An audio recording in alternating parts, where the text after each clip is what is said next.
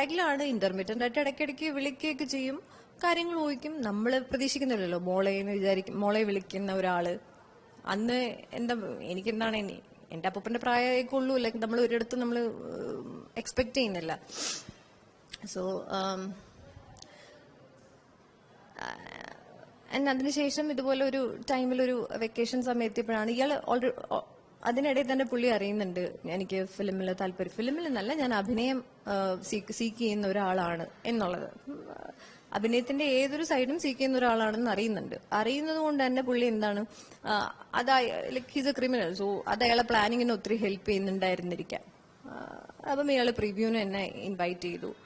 Sir invite ചെയ്തല്ലോ. ഞാൻ അയാളെ എന്റെ സിദ്ദിഖ് അങ്കിൾ ഇങ്ങനെ ഞാൻ അയാളെ വിളിച്ചിട്ടുള്ളൂ. ആ സമയത്തൊക്കെ സിദ്ദിഖ് സാറിന് പോലും അല്ല അങ്കിൾ, അങ്ങനെയാണ് ഞാൻ ആ സമയത്ത് വിളിച്ചിട്ടുള്ളത്. അങ്ങനെ നിലയിൽ നമ്മൾ ഇതുപോലെ ഞാനും അമ്മയും അച്ഛനും കൂടെ പ്രിവ്യൂ കാണാനാണ് പോയത്. അൺഫോർച്ചുനേറ്റ്ലി ഞാൻ ഡിസ്കഷൻ ഉച്ചയ്ക്കാണ്, നിങ്ങൾ പൊക്കോ ഞാൻ അങ്ങ് എത്തിക്കോളാം എന്ന് പറഞ്ഞിട്ട് ഞാൻ മുന്നേയും ചില ഡിസ്കഷൻസ് ഒക്കെ നമുക്ക് നടന്നു. ഒരിടത്ത് ഇങ്ങനെ കിട്ടിയില്ല. ലൈക്ക് ഫസ്റ്റ് ടൈം എനിക്ക് അവിടെ വെച്ചിട്ടാണ് നടക്കുന്നത്. അപ്പൊ ഞാൻ ഒരു പ്രൊഫഷണൽ ഒരു അപ്രോച്ച് നമുക്കുണ്ടല്ലോ, അത് മനസ്സിൽ കണ്ടുകൊണ്ടാണ് നമ്മൾ അവിടെ പോകുന്നത്. വളരെ ഓപ്പൺ ആയിട്ടാണ്. അതായത് അവിടെ പോകുമ്പോഴും രജിസ്റ്ററിൽ സൈൻ ചെയ്യുന്നു, എല്ലാം നമുക്ക് പ്രൊഫഷണാലിസം പോലെ തോന്നിപ്പിച്ച അകത്തൊരു ട്രാപ്പുണ്ട്, ആ ഒരു രീതി. പക്ഷെ അത് അറിയുമ്പോൾ നമ്മൾ കംപ്ലീറ്റ്ലി ഒരു ഡോറിനകത്ത് ലോക്ക്ഡ് ആയിരിക്കും. അപ്പം ഈ പറഞ്ഞ പോലെ അവിടെയുള്ള എല്ലാവർക്കും എല്ലാം അറിയുന്ന പോലെയാണ് എനിക്ക് ഫീൽ ചെയ്തത്. ബിക്കോസ് ഇടയിൽ ഈവൻ ഫുഡ് വരെ ഇയാൾക്ക് അകത്ത് കൊണ്ടുവരാൻ ആൾക്കാരുണ്ടായിരുന്നു. സോ അവർക്കൊന്നും അറിയില്ല എന്ന് ഞാൻ വിശ്വസിക്കുന്നില്ല. അപ്പം ഡിസ്കഷൻ ആദ്യത്തെ കുറച്ച് പ്രൈമറി പിന്നെ മിനിറ്റ്സിലെ പുള്ളി എന്നാണ് അതിന്റെ ഫാക്ടേഴ്സ് ജസ്റ്റ് ഡിസ്കസ് ചെയ്യുകയാണ് ചെയ്തത്. ഇതൊക്കെയാണ്, അതായത് നിനക്ക് നല്ല താല്പര്യം ഉണ്ടല്ലേ, പാടുമല്ലേ, പാട്ട് എന്നെ കൊണ്ട് പാടിപ്പിച്ചു.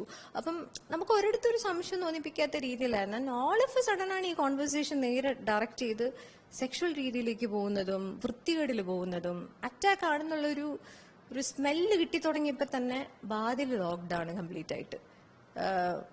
നമുക്കൊന്ന് ഓപ്പൺ ചെയ്യാൻ പോലും പറ്റുന്നില്ല. Full glasses. എന്റെ ഒരു ഇമേജ് എന്ന് പറയുന്നത് ഫ്രണ്ടില് ഒരു ഗ്ലാസ് ഉണ്ട്, വലിയൊരു ഗ്ലാസ് വിൻഡോ പോലെ. അവിടെ നിന്ന് നോക്കി കാണുന്ന വിഷൻ എന്ന് പറയുന്നത് സ്വിമ്മിംഗ് പൂളും പിന്നെ റോഡും ഇതൊക്കെയാണ്. ഈ ഒരു ഇമേജ് ഉണ്ടല്ലോ, ഈ ഇമേജ് എന്ന് പറയുന്നത് ഞാനിത് ഓൾമോസ്റ്റ് എല്ലാ ദിവസവും എനിക്ക് ഇമേജ് ഉണ്ട്. ബിക്കോസ് ഞാൻ വിചാരിക്കുന്നത് എനിക്ക് അവിടെ നിന്ന് പോകാൻ പറ്റില്ല. എനിക്ക് ചിലപ്പോൾ എനിക്ക് എന്റെ പാരന്റ്സിനെ പോലും കാണാൻ പറ്റില്ല. ബിക്കോസ് ഇയാൾ എന്ത് ചെയ്യും എന്നുള്ളൊരു കാര്യമാണ്. സോ ഇയാൾ എന്നെ ട്രാപ്പ് ചെയ്ത് അയാൾ എന്നെ കുറെ ശാരീരികമായിട്ട് ഉപദ്രവിച്ചു വിത്തൗട്ട് മൈ കൺസെന്റ്. അല്ലെങ്കിൽ അപ്പോഴൊക്കെ നമുക്ക് ബ്രെയിനിൽ ഈ വിഷയങ്ങളൊക്കെ ഒന്ന് പ്രോസസ് ചെയ്ത് വരാൻ തന്നെ കുറച്ച് സമയം എടുക്കും. എന്താണ് നടക്കുന്നത് നമുക്ക് അറിഞ്ഞുകൂടാ. ഇങ്ങനത്തെ കുറെ വിഷയങ്ങളാണ്. അപ്പം പ്രോസസ് ചെയ്യുന്നില്ല ബ്രെയിൻ. എല്ലാം നമ്പാണ്, വേൾഡേ നമ്പ് പോലെ എനിക്ക് ഫീൽ ചെയ്തു. അതിനിടയിൽ ഇയാൾ ഈവൻ ലോക്ക് ചെയ്തിട്ടിട്ട് പോലും ഇയാൾ പ്രസ് മീറ്റ് കൊടുക്കാൻ പോയിട്ടുണ്ട്. Press meet in the sense അന്ന് കുറച്ച് ചാനലുകാർ അവിടെ ഉണ്ടായിരുന്നു പ്രിവ്യൂവിന്റെ ഇതുമായിട്ട് ബന്ധപ്പെട്ട്. സോ ഇറ്റ് വാസ് ലൈക്ക് നീ ഇവിടെ കിടക്ക്, കം. ഈ സെന്റൻസ് ഒക്കെ ഞാൻ കേൾക്കുന്നുണ്ട്. അപ്പോഴും ഞാൻ ഇറങ്ങിപ്പോകാൻ ട്രൈ ചെയ്തിട്ടും എനിക്ക് പറ്റുന്നില്ല. സോ ഇയാൾ അവിടെ പോയിട്ട് ഒരു ബ്രേക്ക് എടുത്തിട്ടാണ് വന്നത്. ആ സമയത്ത് ഞാൻ കുറെ എനിക്ക് ഫോണിൽ വിളിക്കുക ഇതൊക്കെ. പക്ഷെ അവിടെ അങ്ങനത്തെ ഒരു അക്സസിബിലിറ്റി ഇല്ല, ഒന്നും തന്നെ ഇല്ല എന്നുള്ളതാണ്. അപ്പം ഞാൻ ലിറ്ററലി പേടിച്ച് പാനിക്കായാണ് ഞാൻ അവിടെ ഇരിക്കുന്നത്. അതിനുശേഷം വന്നിട്ടാണ് പുള്ളി ഉപദ്രവിച്ചതും.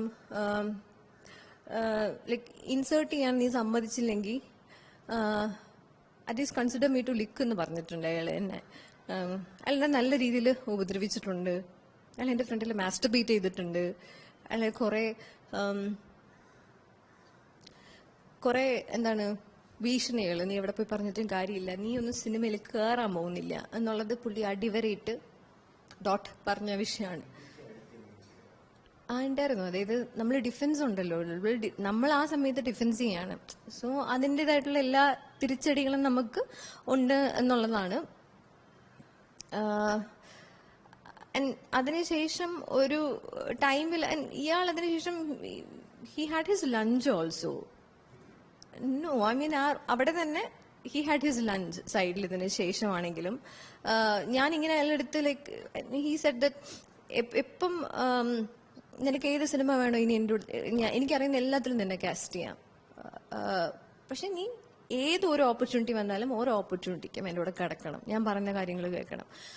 ഞാൻ എല്ലാ ഓപ്പർച്യൂണിറ്റിയും നിനക്ക് തരാം. ഇങ്ങനെയൊക്കെ തന്നെയാണ് എല്ലാവരും വന്നത്. കൺവിൻസ് ചെയ്തെടുക്കാനുള്ളൊരു രീതി. അന്ന് അയാൾ കുറെ ആക്ടേഴ്സിന്റെയും കോ സ്റ്റാർസിന്റെയും ഒക്കെ നെയിമുകൾ പറഞ്ഞിട്ടുണ്ട്. ഇന്ന തമ്മിലായിട്ടുണ്ട്, അങ്ങനെ അങ്ങനെ കുറെ സാമ്പിൾസ് അവർക്ക് അറിഞ്ഞിട്ടുണ്ടോ എന്ന് പോലും അറിയില്ല. നമ്മളെങ്ങനെ പറഞ്ഞ് കൺവിൻസ് ചെയ്യാൻ പുള്ളി ഹാർഡറാണ്. അപ്പൊ ആൻഡ് വേറെ മോസ്റ്റ് ഇമ്പോർട്ടൻ്റ് ഒരു കാര്യം എന്ന് പറഞ്ഞത്, ഇയാള് ഞാൻ നിങ്ങൾ അങ്ങനെയൊന്നും അല്ല കണ്ടിരിക്കുന്നത് എന്ന് പറയുമ്പം, നീ എന്നെ എങ്ങനെ കണ്ടിരിക്കുന്നു എന്നുള്ള, ഞാൻ നിന്നെ എങ്ങനെ കണ്ടിരിക്കുന്നു എന്ന് മാത്രം നീ അറിഞ്ഞാൽ മതി. നീ കണ്ടിരിക്കുന്ന പോലെ അല്ല ഞാൻ നിന്നെ കണ്ടത്. ഇങ്ങനെയൊക്കെ പുള്ളി പറഞ്ഞിട്ടുണ്ട് എൻ്റെ അടുത്ത്. കിട്ടിയൊരു ഗ്യാപ്പിലാണ് ഞാൻ ഇറങ്ങിപ്പോകുന്നത്. ഇറങ്ങി പോകുമ്പോൾ പോലും ഞാൻ എങ്ങനെയാ, എന്ത് രീതിയില്ല, ഇതൊന്നും തന്നെ ഞാൻ കൺസേൺ അല്ല. എനിക്ക് എങ്ങനെയെങ്കിലും വീട്ടിലെത്തിയാൽ മതി, എന്നുള്ളൊരു രീതിയായിരുന്നു. സോ ഞാൻ ഇറങ്ങിയപ്പോഴും ഞാൻ കിട്ടിയ ഏതൊരു ഓട്ടോയ്ക്ക് അടിച്ച് ഞാൻ കയറിപ്പോയി. അന്ന് I was wearing orange colour dress. എനിക്ക് തോന്നുന്നു എൻ്റെ ജീവിതത്തിൽ ഞാൻ അങ്ങനെ, എനിക്ക് ഓറഞ്ച് കളറിനോട് പ്രശ്നം ഉണ്ടായിരുന്നു. അതിന് ശേഷം ഞാൻ യൂസ് ചെയ്തില്ലായിരുന്നു. മിറേഴ്സ് എനിക്ക് പ്രോബ്ലം ആയിരുന്നു. ബിക്കോസ് ഗ്ലാസ്, അവിടുത്തെ ഇമേജ്, ഞാൻ ഒത്തിരി സൈക്കോളജിക്കലി ഒക്കെ കടന്നുപോയി. ഐ മീൻ കുറേ issues, I mean mixed anxiety, depressive disorder, ഇഷ്ടം പോലെ കാര്യങ്ങൾ, low confidence, self doubt, self blaming. ഞാൻ എന്തോ തെറ്റ് ചെയ്തെന്ന് ഏതൊരു സമയത്ത് ഞാൻ സ്വന്തമായിട്ട് വിശ്വസിച്ചു. ഞാനാണ് തെറ്റുകാരി എന്നുള്ളൊരു അതിൽ ഞാൻ തന്നെ എത്തി.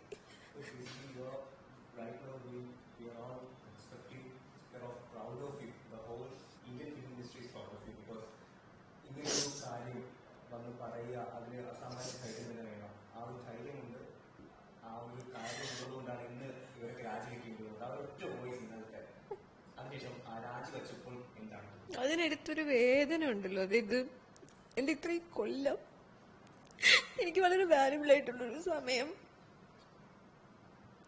ഞാൻ അതിനു വേണ്ടി എടുത്ത ബ്ലെയിമിങ് എന്നൊക്കെ പറയുന്നത്, നോബഡി വാസ് ദേർ. ഒരാളും ഞാൻ ചോദിച്ചിട്ടുണ്ട് ഹെൽപ്പ്.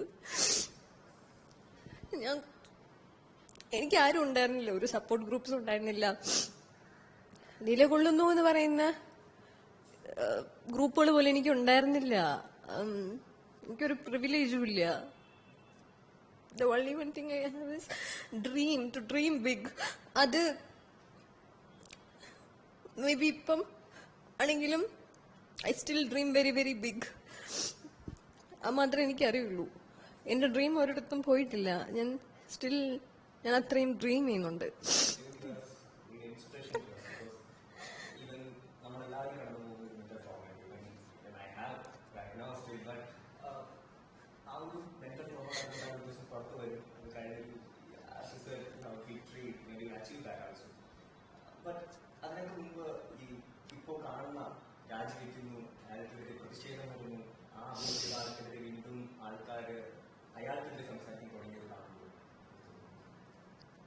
ഒരു ചേഞ്ചാണിത്. ചെറിയൊരു ചേഞ്ച് നമുക്ക് കാണാൻ പറ്റുന്നുണ്ട്. സോഷ്യൽ മീഡിയയിലാണെങ്കിലും ആളുകളുടെ വാക്കിലാണെങ്കിലും അപ്രോച്ചിലാണെങ്കിലൊക്കെ people are ready to listen.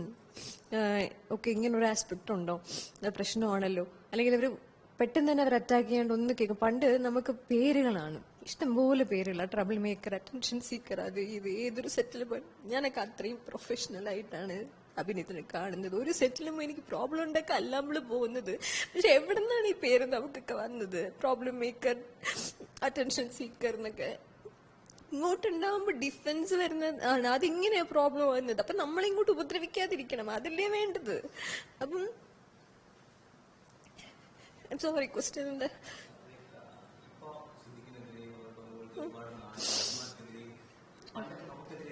അതെ അതെ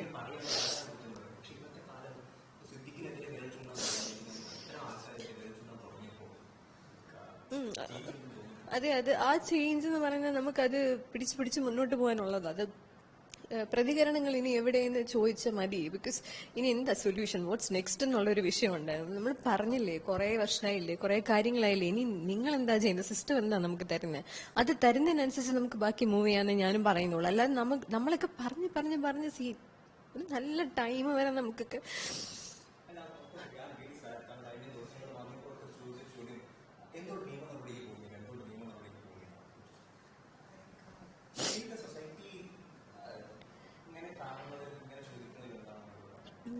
ഗെയിം നടുമിടയ്ക്ക് പോവാത്തതല്ല, അത് ഒരു ടൈമിലൊക്കെ പോയാണ് നമ്മൾ അയ്യോ ഇനിയിപ്പോ വയ്യ അതിനൊന്നും, ഇച്ചിരി നമ്മളെ കാര്യം നോക്കട്ടെ എന്നൊരു രീതിയിൽ എത്തുന്നത്. അങ്ങനെ അല്ല, ഇപ്പോഴും നിങ്ങൾക്ക് ഹോപ്പ് ഉണ്ട് എന്നുണ്ടെങ്കിൽ നമുക്ക് അഷുറൻസ് താ.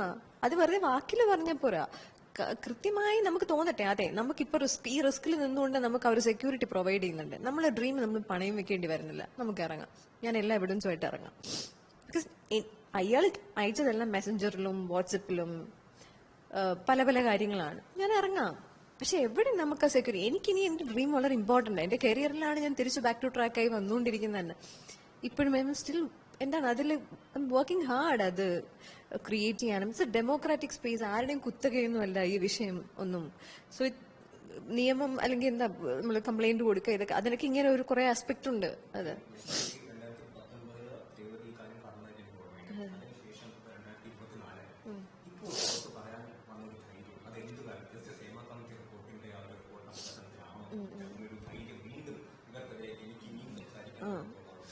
ഇല്ല, ഞാന് ഈ തവണ എന്ന് പറയുന്നത് ഹേമ കമ്മിറ്റിക്ക് വലിയൊരു ഇൻഫ്ലുവൻസ് ഉണ്ട് തീർച്ചയായിട്ടും. അതൊരു വലിയ നാഴികക്കല്ലാണ്, ഇറ്റ്സ് എ മൈൽ സ്റ്റോൺ, അതൊന്നും പറയാനില്ല. അതിന് എല്ലാവിധ കൺഗ്രാറ്റുലേഷൻസും ആ കാര്യത്തിൽ. അത് നമുക്ക് തീർച്ചയായും അറിഞ്ഞോ അറിയാതെ നമുക്ക് അത് ഒരു ആർജവം തരുന്നുണ്ട്. പ്ലസ് നമുക്ക് നമ്മളോടുള്ള ഒരു ഡിഗ്നിറ്റിയും ഉണ്ട്. അല്ലെങ്കിൽ ചില മെലോ ഡ്രാമ കാണാൻ വയ്യ എന്നുള്ളതാണ്. ഞാൻ ഈ തവണ ഒന്നും പ്രതികരിക്കണമെന്ന് വിചാരിച്ച ഒരാളല്ല. കാര്യം എനിക്ക് വയ്യ, എനിക്ക് ഒരു ചെറിയ എന്താ ഒരു മൈന്യൂട്ട് എനർജി പോലും ഇല്ല, ഒരു സിംഗിൾ ഡ്രോപ്പ് ഓഫ് എനർജി എൻ്റെ ഇല്ല. ഞാൻ അങ്ങനെ ഇരിക്കുന്ന സമയത്തും ഇയാളുടെയൊക്കെ പ്രതികരണം, മിസ്റ്റർ സിദ്ദിഖിന്റെ പ്രതികരണങ്ങളും ഇയാളെ പോലത്തെ പല ആൾക്കാരുടെ പ്രതികരണങ്ങളും ഒന്നുമേ അറിഞ്ഞിട്ടില്ല, അയ്യോ ഇതൊന്നും എനിക്കറിയില്ല, ഞാൻ എല്ലാം മറന്നുപോയി എന്നുള്ള ഈ സംഭവം ബീയിങ് എ സർവൈവർ മാറി ഇരുന്ന് കാണുമ്പോൾ നമുക്കുണ്ടാവുന്ന ഒരു ഞാൻ ചോദിക്കുന്ന ക്വസ്റ്റ്യൻസിന് ആൻസർ തരണം. ക്രിമിനൽ ആക്ടിവിറ്റി ആണെങ്കിൽ ഞാൻ എണ്ണി ചോദിക്കാം. എന്റെ ബോഡി റെക്കോർഡ് ചെയ്തതും മൈൻഡ് റെക്കോർഡ് ചെയ്തതും അതിന്റെയൊക്കെ പാർശ്വഫലങ്ങൾ അനുഭവിച്ചുകൊണ്ടിരിക്കുന്ന ഒരു ജീവിതമാണ് എന്റെ. ഈ ബൈ പ്രോഡക്റ്റ് ഞാൻ നിങ്ങളോട് ചോദിക്കുകയാണ്, ഈ മെലോഡ്രാമ എന്തിനാണെന്നുള്ളത്. അവിടെയാണ് നമുക്ക് know this is high time എന്ന് തോന്നിയതും നമുക്ക് ഹാപ്പനായി പോയതാണ് ഈ വിഷയങ്ങളെല്ലാം.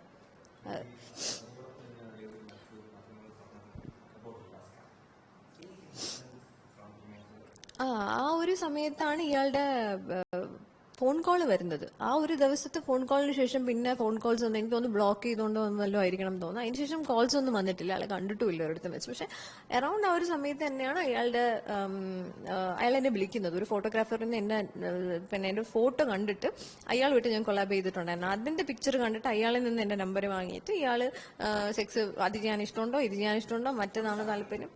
അതാണ് ലൈക്ക് ലാക്ക് ഓഫ് റിമോഴ്സ് എന്ന് പറയും. ഒരു തരത്തിൽ അല്ലെങ്കിൽ ഒരു കൈൻഡ് ഓഫ് ഗിൽട്ടും ഇല്ലാത്ത നാർസിസിസ്റ്റിക് ആയിട്ടുള്ള ഇങ്ങനത്തെ പേഴ്സണാലിറ്റീസ് ആണ് ഇവരെല്ലാം. ക്രിമിനൽസ് ആണ്, അവർക്ക് എന്ത് ഗിൽട്ട്, എന്ത് ഷെയിം ഇരിക്കുന്നത്. ഇത് മാട്രോയ്സ് ആണെന്നാണ് വിചാരം. അതായത് ഇതൊക്കെ ഇഷ്ടമാണോ എന്ന് ചോദിക്കുമ്പോൾ നമ്മളെന്തോ ഭയങ്കര ഇതാണ് ഇവരുടെയൊക്കെ ഉള്ളിൽ. ഇതൊക്കെ കൊണ്ട് നമുക്ക് തോന്നുന്ന ഇതൊക്കെ അറിയില്ല, അബ്യൂസ് എന്താ, കൺസെന്റ് എന്താ, ഒന്നും അറിയാത്ത കുറെ ഇതാണ്. മഹാനടൻ തന്നെ അങ്ങനത്തെ ഒരു രീതിയിലുള്ള കുറച്ച് ആൾക്കാരാണ് ഇവരെല്ലാം. അപ്പം ഞാൻ സിദ്ദിഖിനെ കൂടെ ഇൻവോൾവ് ചെയ്ത് തന്നെയാണ് പറയുന്നത്. അപ്പം ഇയാൾ വിളിച്ച് ചോദിച്ചപ്പോഴും ഡയറക്ട്ലി ലൈക്ക് ഞാൻ ഫോട്ടോ കണ്ടിരുന്നു, ആദ്യം തന്നെ കുറെ വാക്കുകൾ കുറെ പറയും, ഹോട്ട് അത് ഞാൻ കംപ്ലീറ്റ്ലി നമ്പാണ്.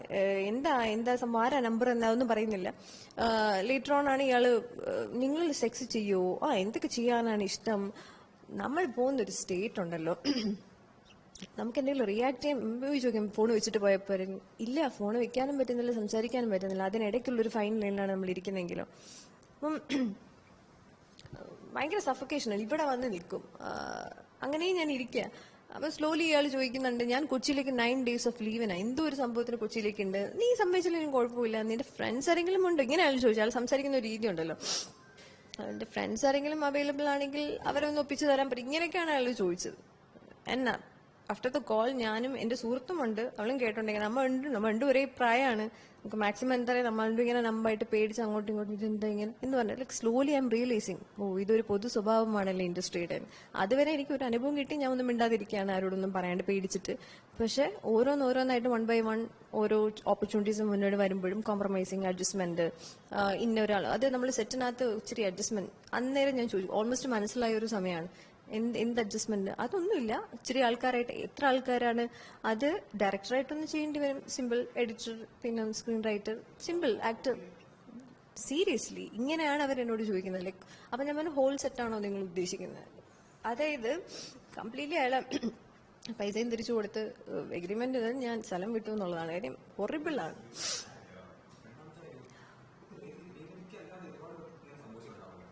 അതെ, തീർച്ചയായിട്ടും എല്ലാവരും എനിക്ക് പരിചയമുള്ള എൻ്റെ സുഹൃത്തുക്കളാണെങ്കിലും നമുക്ക് പരിചയമില്ലാത്ത തന്നെ നമുക്ക് സ്ട്രേഞ്ചേഴ്സ് ആയിട്ട് അതായത് നമുക്ക് ബീങ് എ വുമൻ നമുക്ക് തോന്നില്ലേ നമുക്ക് അവരോട് ഷെയർ ചെയ്യാം. നമുക്ക് പരിചയമുള്ളതിന്റെ ബേസിസിലല്ല, അതൊരു വിമൻ ടു വിമൻ കണക്ഷൻ ആണ് ചില ഇടങ്ങളിലുള്ളൊരു ട്രസ്റ്റും ഇതൊക്കെ. അപ്പം വിളിച്ച് പറഞ്ഞിട്ടുണ്ട് ഒരു കാര്യം പറയണം, വോയിസ് അടക്കം അയാൾ സെൻഡ് ചെയ്ത് കൊടുത്ത കാര്യങ്ങൾ അയാൾ അപ്രോച്ച് ചെയ്യാൻ ശ്രമിച്ചത് എല്ലായിടത്തും അവർ അപ്രീസിയേഷൻ വെച്ചിട്ടാണ് അയാൾ സ്റ്റാർട്ട് ചെയ്യുന്നത്. ആർട്ടിസ്റ്റിനെയാണ് പുള്ളി ചൂസ് ചെയ്യുന്നത്. പലപ്പോഴും ഞാൻ ശ്രദ്ധിച്ചിട്ടുണ്ട്. അവരുടെ അടുത്ത് പോയിട്ട് ഈ വർക്ക് കൊള്ളാം മോളെ, നന്നായിട്ടുണ്ട്, ഞാനൊന്ന് അഭിനന്ദിച്ചതാണ്. അതായത് അപ്പം നമുക്ക് തോന്നും ഭയങ്കര ജനകീയമായ ഒരു മനുഷ്യനാണ് അയാൾ എന്നുള്ളൊരു ഇമേജ് വരുത്തി, സിമ്പതി എമ്പതി വെള്ള ഷർട്ടൊക്കെ ഇട്ട് നമ്മുടെ വളരെയധികം സൗമ്യമായ ഇല്ലാത്ത സൗമ്യത എല്ലാം അയാൾ ഉണ്ടാക്കിയെടുത്ത് അഭിനയം, നാടകം, എന്തൊക്കെയാണ് അയാൾ കാണിക്കുന്നത് അവിടെ ഇരുന്നിട്ട് പെർഫോമൻസ്.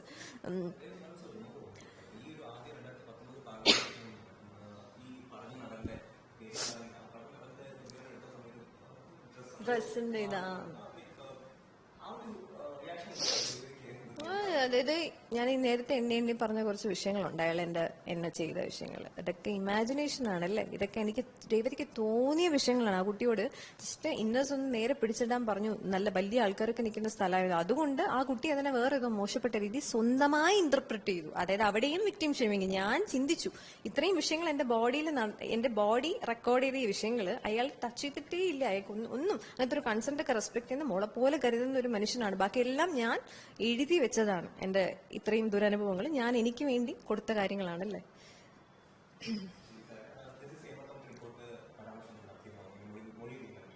അല്ല, ആ ടൈമിൽ ഇവിടെ ഉണ്ടായിരുന്നില്ല. പിന്നെ എനിക്ക് അങ്ങനത്തെ ഒന്നും അവിടെ ഒന്നും വന്നിട്ടില്ല. വാട്ട്സ് നെക്സ്റ്റ് എന്നുള്ളത് നമുക്ക് നോക്കാം, എന്താണ് ഇവിടെ സംഭവിക്കുന്നത്, എങ്ങനെയാണ്. നമ്മൾ പറഞ്ഞ് അതിന്റെ ഒരു ടോപ്പ് ലെവലെത്തി. ഇനി നമുക്കൊന്നും പറയാനില്ല. ഇവിടെ എന്താണ് സൊല്യൂഷൻ, ഇവരെങ്ങനെയാണ് എടുക്കുന്നത്, അതിനെ നിങ്ങൾ ഇനി കുറച്ച് ദിവസത്തെ ഒരു ചർച്ചയായിട്ട് മാത്രമേ ഇതിനെ വെക്കുന്നുള്ളൂ. എന്താണ് അവരുടെ ഒരു അപ്രോച്ച്? നമ്മൾ പറഞ്ഞല്ലോ, നമ്മുടെ പ്രശ്നങ്ങളും പറഞ്ഞു, എന്തൊക്കെ നമ്മുടെ ലിമിറ്റേഷൻസ് എന്നും നമ്മൾ പറഞ്ഞിട്ടുണ്ട്. പറഞ്ഞാൽ മുന്നോട്ട് വന്നാൽ ലീഗലി നമുക്ക് മുന്നോട്ട് വരാനുള്ള ലിമിറ്റേഷൻസ് നമ്മൾ കൃത്യമായിട്ട് ഓരോ സെന്റൻസ് വൈസ് പറയുന്നുണ്ട്. അത് കേട്ടിട്ട് നോക്കട്ടെ അവരെന്താണ്.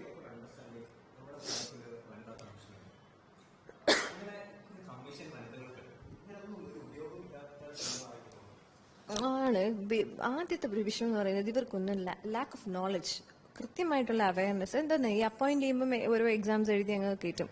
ഇത് പ്രശ്നം എന്ന് പറയുന്നത് ഇവർക്ക് അപ്പോയിന്റ് ചെയ്യുന്ന സമയത്ത് ഇവർക്ക് കൃത്യമായിട്ട് സൈക്കോളജിക്കൽ എഡ്യൂക്കേഷൻ, വിമൻ സ്റ്റഡീസ് കൃത്യമായിട്ടുണ്ടോ, അവരുടെ ഇമോഷൻ, അവരുടെ സൈക്കോളജി.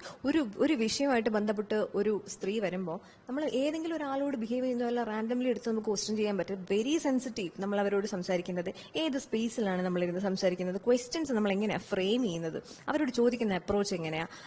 അവർക്ക് ചിലപ്പോൾ വിങ്ങും, അവർ പറയാൻ പറ്റാത്ത വിഷയങ്ങൾ പോലും നമ്മളത് അത്രയും സെൻസിറ്റീവായിട്ട്. മെയിൻലി വേണ്ടത് പ്രൈവസിയാണ്. ഞാൻ ഏതൊരു സമയത്ത് വനിതാ കമ്മീഷനിൽ പോയപ്പോൾ ഞാൻ ജസ്റ്റ് ഇങ്ങനെ നോക്കിയിട്ട് ഓടിക്കളഞ്ഞ സമയമുണ്ട്. അതായത് കുറേ പേരിങ്ങനെ അകത്തിരിക്കുകയാണ്. എന്നിട്ട് അവര് എന്ത് ഇങ്ങനെയാണ് വരേണ്ടത് ചോദിച്ചത്, എന്ത് ഇങ്ങോട്ട് കയറി ഇരിക്കണം, എന്താ സംഭവിച്ചു, ആരാ നിന്നെ കയറി പിടിച്ച, ഇങ്ങനെയാണോ അവർ ചോദിക്കേണ്ടത്. നമുക്കിത് കേൾക്കുമ്പോൾ തന്നെ നമുക്കവിടെ ലീവ് ചെയ്യാനാണ് തോന്നുന്നത്. കാര്യം ഇതും ഇവരൊക്കെ സെയിം ബോട്ടിലാണെന്ന് നമുക്ക് പറയേണ്ടി വരും. അതുകൊണ്ടാണ് ഇത്രയും ക്രിമിനാലിസം നമുക്കിവിടെ നടക്കുന്നത്. Criminals are very sure that ഇത് ചെയ്താലും, അതുകൊണ്ടാണല്ലോ അയാൾ ധൈര്യമായിട്ട് പറഞ്ഞത്, എവിടെ പോയി വേണം നീ പറഞ്ഞൊന്നും നടക്കൂല. He knows the system. അതിന്റെ ഫീഡ് ചെയ്യാണ് സിസ്റ്റം. അതെ.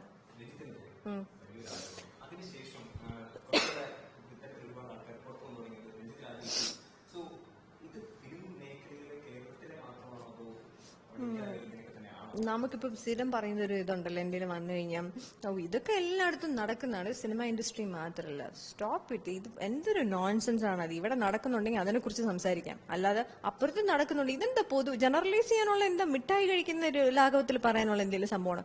ഇവിടെ അത് നടക്കുന്നുണ്ടെങ്കിൽ നമുക്ക് അതിനെക്കുറിച്ച് സംസാരിക്കാം. ഇവിടെയുള്ള ആൾക്കാരല്ലേ നമ്മൾ ആക്ടിംഗ് ഫീൽഡിനകത്ത് വർക്ക് ചെയ്യുന്ന ആക്ടേഴ്സ്, ആർട്ടിസ്റ്റുകളല്ലേ. ആർട്ടിസ്റ്റിക് ഇതിൽ നടക്കുന്നുണ്ടെങ്കിൽ ലെറ്റ്സ് ടോക്ക് അബൌട്ട് ദാറ്റ് എന്ന് പറയാനുള്ള ധൈര്യം കാണിച്ചാൽ 1-2 ആൾക്കാർ മാത്രമേ ഇവിടെ ഉള്ളൂ. അവരൊക്കെയാണ് ദി റിയൽ സൂപ്പർ സ്റ്റാർസ് എന്ന് ഞാൻ പറയും. ഫോർ എക്സാമ്പിൾ ജഗദീഷ് ആണെങ്കിലും അല്ല, അവരൊക്കെ ഒരു സെൻസിബിൾ ആണ് പറയുന്നതിന് അകത്ത്, അല്ലെങ്കിൽ ഒരു ലേൺ ചെയ്യാനും അറിയാനും മാറ്റത്തിന്റെ ഒരു രീതി, ഇമ്പോർട്ടൻസും ഒക്കെ അവർക്ക് അബ്സോർബ് ചെയ്തെടുക്കാൻ പറ്റുന്നില്ലേ.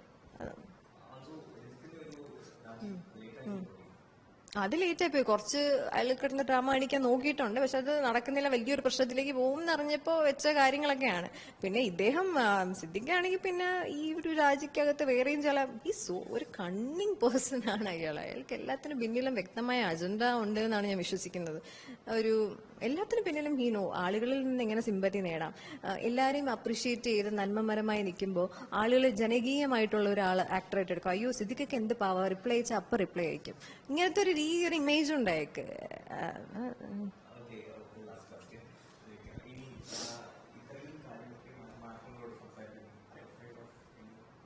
എനിക്ക് I have nothing to lose. അതുകൊണ്ട് ഞാനിപ്പം എനിക്ക് എന്താ നഷ്ടപ്പെടാനുള്ളത്, എല്ലാം നഷ്ടപ്പെട്ടു ഇപ്പം. പക്ഷെ I'm proud that I still exist, I do breathe, I'm still dreaming very very big. അപ്പം അതിൽ ഞാൻ ഒരിക്കലും ഇതൊരു വീക്കായിട്ട് കരുതരുത്. ബിക്കോസ് നമുക്ക് അതിലൂടെ പോകുമ്പോൾ നമുക്ക് ഇങ്ങനെ സംസാരിക്കാൻ പറ്റും, നമ്മളെ ബിഹേവിയർസും ഇതെല്ലാം ഇങ്ങനെ തന്നെ ആയിരിക്കും എന്നുള്ളതാണ്. മേ ബി എനിക്ക് എന്തെങ്കിലും സംഭവിക്കാമായിരിക്കും. ഇവന്മാരൊക്കെ എന്തും ചെയ്യാൻ മടിക്കാത്ത ആൾക്കാരാ. അവരുടെ ഒന്നും തലയിലാകാതെ ഓരോ പ്രശ്നങ്ങളും ഡീൽ ചെയ്യാൻ അവന്മാർക്ക് അറിയാം. അപ്പൊ അതുകൊണ്ടൊക്കെ തന്നെ പേടിയില്ല. കൊന്നാളെ കൊന്നാളട്ടെ, പക്ഷെ ഞാൻ സംസാരിച്ചുകൊണ്ടിരിക്കും അണ്ടിലായിട്ടായി ഞാൻ. ബിക്കോസ് ഇത് സംഭവിച്ചത് എനിക്കാ, ഞാൻ മാത്രമേ ഇതിനെക്കുറിച്ച് സംസാരിക്കുന്നതാണ് ശരി. ഞാനാണ് ഇതിനെക്കുറിച്ച് സംസാരിക്കാൻ, അയാളല്ല ഇതിനെക്കുറിച്ച് സംസാരിക്കാൻ, ഒരാളും അല്ല ഇതിനെക്കുറിച്ച് സംസാരിക്കേണ്ട ഞാനാണ്. എന്റെ ബോഡിയും എന്റെ സൈക്കോളജിക്കൽ ആയിട്ടുള്ള ഒരു സൈഡും ഇതിന് വില കൊടുക്കേണ്ടത്, എന്റെ പ്രൊഫഷനും വില കൊടുക്കേണ്ടി വന്നത് അത്രയും വലിയൊരു പ്രൈസാണ്. അതിനെക്കുറിച്ചിട്ട് എന്തെങ്കിലും സംസാരിക്കണം എന്നുണ്ടെങ്കിൽ ഞാൻ സംസാരിക്കാം. അവരാരുമല്ല അത് തീരുമാനിക്കേണ്ടെന്നുള്ളത്.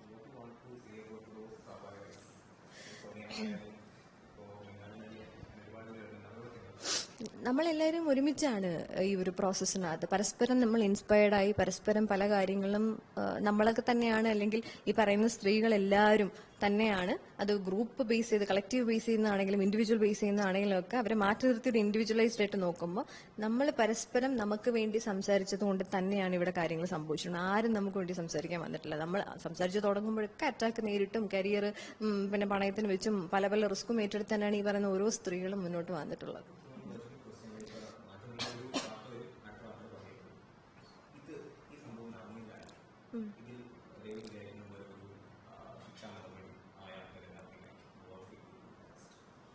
ഇദ്ദേഹത്തിന് ശിക്ഷ കിട്ടണമെന്നുള്ളത് അത് ഞാൻ ഭയങ്കര ആദ്യമായി ആഗ്രഹിക്കുന്നുണ്ട്. അതെങ്ങനെയാണ് പോകുന്നത് ഇനി വരും കാലങ്ങളിൽ എന്നുള്ളത് കുറച്ചുകൂടി എനിക്ക് ഒബ്സർവ് ചെയ്യാനുണ്ട്. എങ്ങനെയാണ് എനിക്ക് ഗവൺമെന്റിന്റെ ഭാഗത്തു നിന്നുള്ള കാര്യങ്ങളൊക്കെയാണ് അറിയാം. കാരണം തകിടം പറഞ്ഞ് തിത്തൈതാഹ കളിക്കാണ്ട് ലൈക്ക് എന്താണ് ഇവർ ശരിക്കും പറയാൻ ഉദ്ദേശിക്കുന്നത് എന്നുള്ളത് കുറച്ചുകൂടെ ഒന്ന് വാച്ച് ചെയ്യാനുണ്ട്. അതെ, അത് പരാതി നിങ്ങൾ തരൂ, അപ്പൊ കേസെടുക്കാം. ഇതിന് മുന്നേ ഒക്കെ ഇങ്ങനെ പരാതിയായിട്ട് വരൂ. പരാതിയായിട്ട് വരാൻ ഫസ്റ്റ് ഓഫ് ഓൾ ഒരു സ്പേസ് തരൂ, ഒരു ചെയർ, നമുക്ക് സേഫ് ആയിട്ടുള്ള ഒരു ചെയർ നിങ്ങൾ ഇട്ട് തരൂ. അത് നമ്മൾ അവിടെ വന്ന് ഇരിക്കട്ടെ.